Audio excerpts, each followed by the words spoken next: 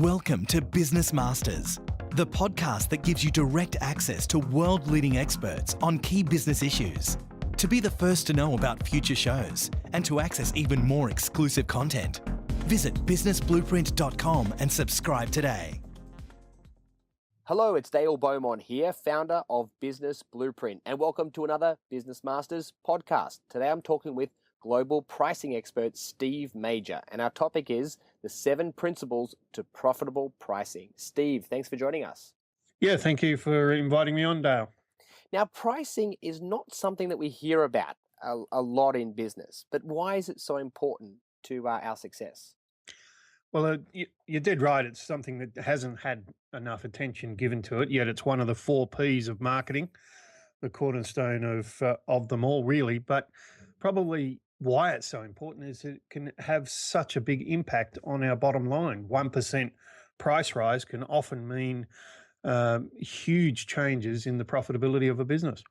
All right, and when you talk about pricing, is it as simple as just the amount that you charge more?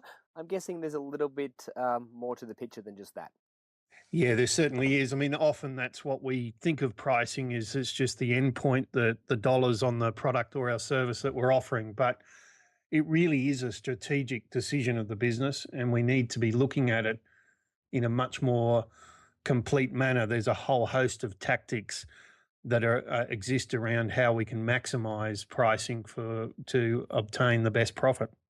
Yeah, and we're going to look at a whole bunch of those later on, but let's just squash one of them on the head. So if you did put up your prices, a lot of people are saying, oh, but I don't want to do that because my customers are already complaining that my prices are too high, and I don't want to turn anybody away or have people stop dealing with them. I really need their business. So what would you say to people that are resistant about changing or just being open to new ideas around their price, not necessarily changing it, but a lot of people just put up a brick wall the moment you look at different options? What would you say to those people? Well, it's the thing that most people, their biggest objection is all my customers are sensitive to price. And the answer to that really is if you give them nothing else to compare you on, then you're going to be compared on price. So we need to be able to understand how to communicate our value and capture that in the price we charge. All right, and we're going to go into 7 principles in a few moments' time. Before that, though, there's people that go, oh, that won't work for me because I'm a products-based business, or that won't work for me because I sell services. Do the same principles apply, or are they slightly different based on the type of business you are? There's nuances between a product business and a service business.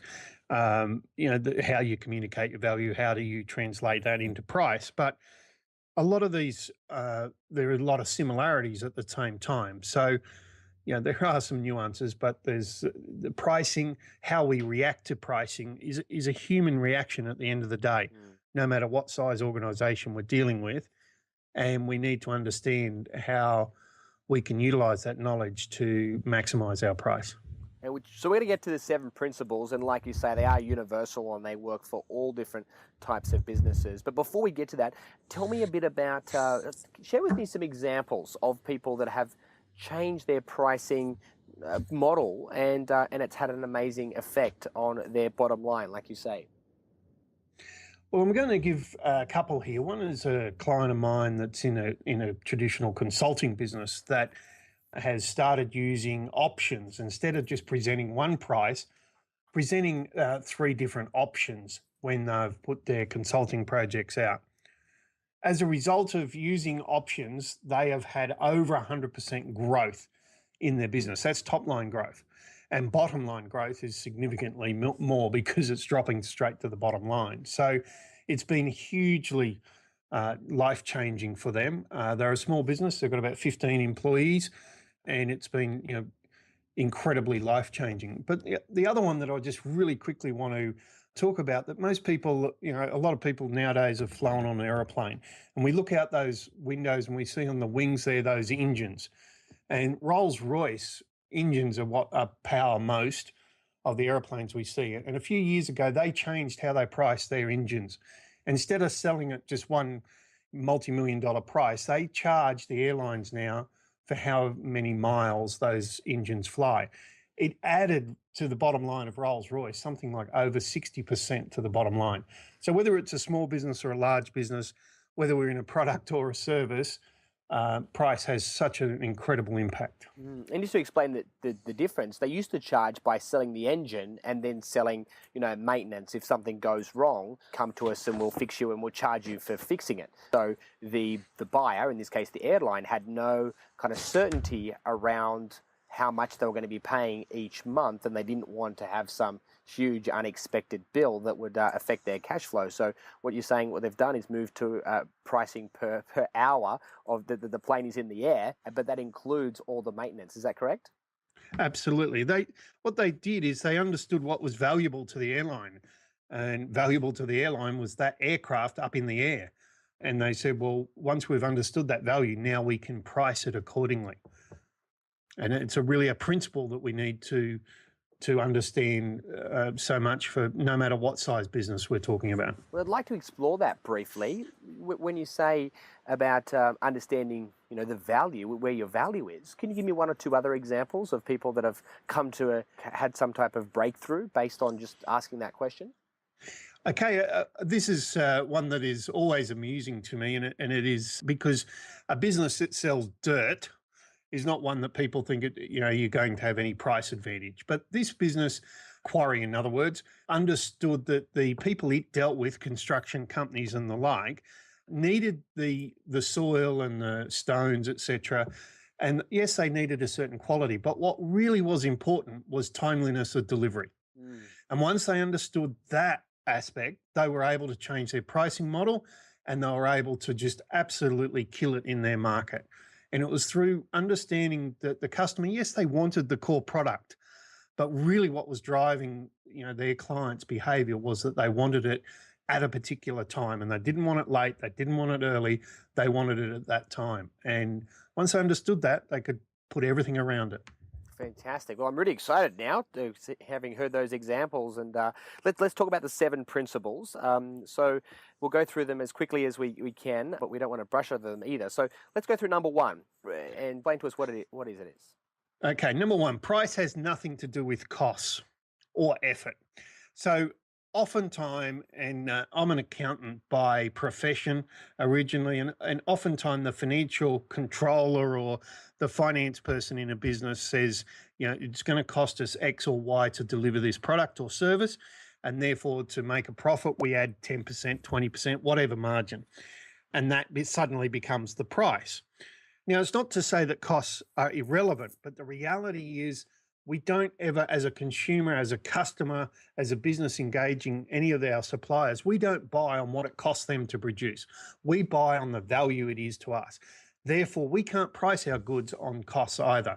All we can do is truly understand the value, and it's got nothing to do with costs or effort.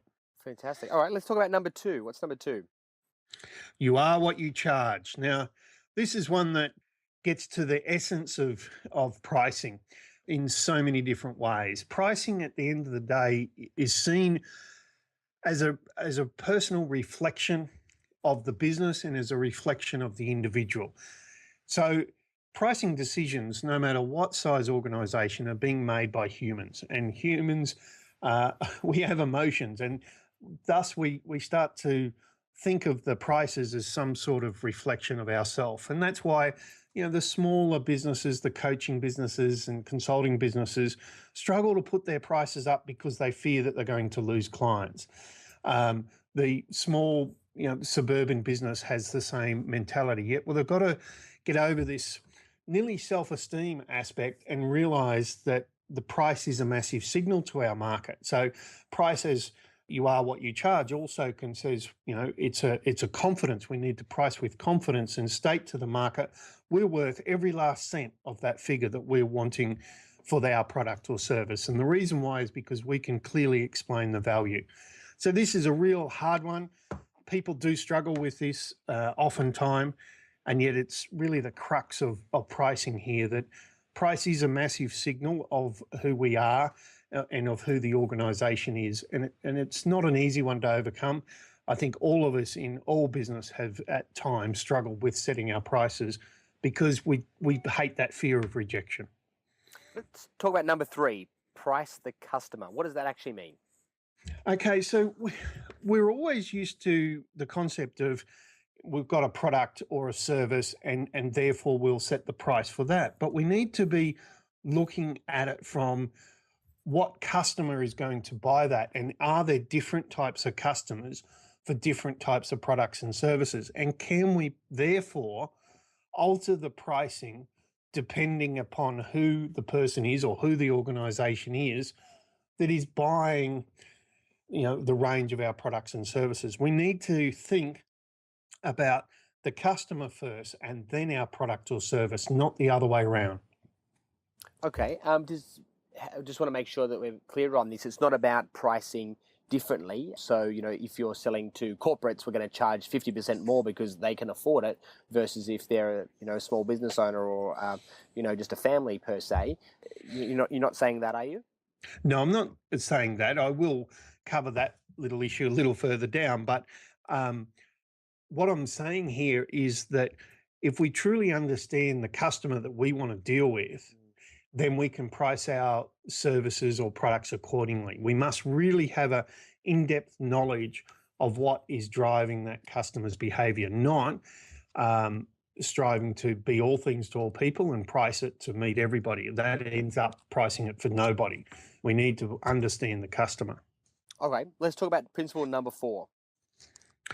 Principle number 4 is the one that I think is another one. I suppose I like them all, but pay attention to the next best alternative. Oftentimes we think that whatever we're doing, there's nothing else comparable in the world. And sometimes that may well totally be the truth. But our customers are always going to be comparing us to something. Now, it mightn't be an exact like for like. It mightn't be an exact match.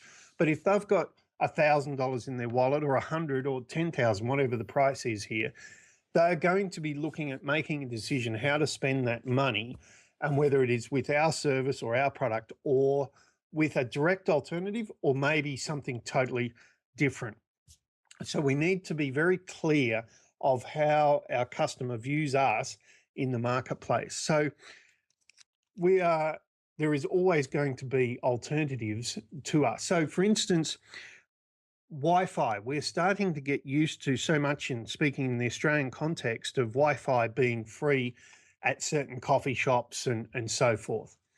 So that means that the hotels and that are charging this exorbitant price for Wi-Fi in our room are suddenly starting to get real pushback from the guests staying there, because these guests are now used to having cheap Wi-Fi elsewhere. And even though from a costing point of view, a lot of these hotels have got infrastructure that they struggled to do it much cheaper anyhow, the reality is the alternative is suddenly a lot cheaper. And they're getting negative and quite significant negative feedback that is starting to make some of these hotels either make it free or some other pricing approach. And it's purely because of getting used to the fact that Wi-Fi has suddenly become a lot more accessible in other venues, or off our phones or iPads or whatever it might be, that the hotel Wi-Fi at $29 a day or whatever the figure is suddenly seen as exorbitant. And if you were a hotel, what would you be advising them to do? Would you just say, look, let's cut it loose and just lose that revenue, sell something else? What would your advice be to them about how they should price moving forward? Okay, so I would be looking at the reason why people are there is not because of the Wi-Fi. They're there for the total experience. So therefore, give away the Wi-Fi or have it at such a cheap price. Yes, that has an impact on the revenue, but they need to look at their overall product and look at design the overall experience of the product and see what else they can do to, take back the revenue from some other source. But there is no doubt that Wi-Fi, if they don't hurry up and offer it for free, the negative sentiment is just going to continue to rise. Okay, let's look at number 5. And number 5 is options are not just traded on the stock market. You spoke about options earlier in the interview. Just want to expand on number 5 for us now? Okay, so one of the most powerful techniques is to present to a customer different options. So instead of just having this product or this range of service, we need to give them different options. Now, with a product, we could bundle things together. We could make a package up. With a service business, it could be, depending on what nature the business is, from a landscape business, it could be the option of just mowing the lawns to doing the entire garden maintenance, just off the cuff there. But what the point is that suddenly you're changing the conversation. Instead of a yes, no, will I deal with that company? It is, which option will I utilize? Now, it doesn't mean that just through the use of options, you're suddenly going to convert everybody. That's not what I'm saying. But there is no doubt there's so much evidence that through presenting options to people, that you do significantly increase the conversion, but you increase it at a higher dollar figure. So you always present 3 options, the magic number of 3. And the one that will get more acceptance is the middle priced option. Now, depending on how it's displayed in the written form or on the website, but basically you'll get more people at that mid price range than you would have before. Most people probably would have sold the lower priced option as their default, but if they give 2 other options, they're going to A, increase conversion, and B, increase it at a higher dollar rate. For those businesses that are on the web, they need to have the 3 options, and they need to have the highest price option on the left-hand side and the lowest price option on the right-hand side. There's become some quite clear evidence of analytics of eye tracking that show that works the best. So pricing is quite a science here. Normally we would think the highest price would be on the far right and the lowest price on the left. You're saying reverse that, is that right? Yeah, absolutely. That has been the case until about 12 months ago, when some quite significant research was done using fMRI, the brain device to measure what people are doing, and with eye tracking. And it is found that we will buy what is actually on the left. So it's been, as a result, you're starting to see more of the sophisticated websites move their high-priced option to the left, and it's increasing conversion. So it's a little counterintuitive, as you say, because we expect it to be on the right-hand side, and that's where it started. Now, this does not track straight to if it's a written form. The written form is still to be on the right-hand side, okay. But the web is very much the left. So just a little technique there of how we can maximize pricing. But options are one of the most powerful techniques, and I don't care what sort of business you're in, consider how to use options and versions in your products or services. And can you go too far? Can you have too many options and it works against you? Yeah, there's definite research that too much choice freezes people. So absolutely. I always recommend to my clients 3 options, unless there's really good reason to give a 4th or a 5th. But beyond 5, no way. It just becomes, unwieldy. It becomes too complex. So I feel that 3's the best number. It's simple. It's enough, though, that there is choice, but not enough to confuse. All right, let's talk about number 6. Test, test, test. We always think of price as the absolute figure. We think that that's the figure that we can make $1 at. We'll put it out in the marketplace, and if it doesn't work, it must have been something wrong with either the price was too high or something wrong with the product. Yet I've got a story that really probably started me on this pricing journey many years ago, and that was a product that was brought into Australia and was tried to sell at $9.95. However, fortunately, the owner of this business, I was a junior accountant for this client, but in no way was I responsible for the advice, wouldn't want to take credit, but he tested his price, and it ended up that product sold, just flew off the shelves at $39.95. And yet at $9.95, it just would not sell. And he increased the price to $19, then $29, then $39, then $49, and dropped it back to $39. And that's where the most dollar sales, most units were sold. The most units, not just the most revenue, even at that price point. Even at that price point. And to continue this, when he went to New Zealand with the same product, $49.95 New Zealand dollars was the price point that worked best over there. So why is it that you can sell something at a higher price and sell more units? How does that work? This was a safety device targeted at the female market. And the point was, at $9.95, people thought it was junk. thought it was not worth it. At 19, 29, 39, etc., people felt it was of value. Price is a signal. You are what you charge. And it was seen then to be worth spending money. If it's going to be a safety device and look after my wife, my mother, my sister, my daughter, then it would be worth, it's not $9.95. That's obviously just cheap imported rubbish.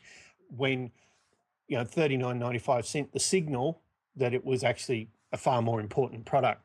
So it's all about the signal that is being sent by price as much as anything else. And that's what the lesson of just being willing to test. To me, price is both a science and an art. And the art aspect of it here is that we need to be willing to test. The scientific part of it is create situations where we can test the different price points and just see what works for our product or service. And it's even easier to do online as well. I know a lot of clients of mine that sell products, they will launch it, and in the first day, they'll launch it to maybe a sample. If they've got, like, say, 30,000 customers, they might launch out to 1,000, and they'll split test maybe, say, 4 prices. They'll get the analytics on 1,000, and then they'll roll it out at the price point that produce the most revenue.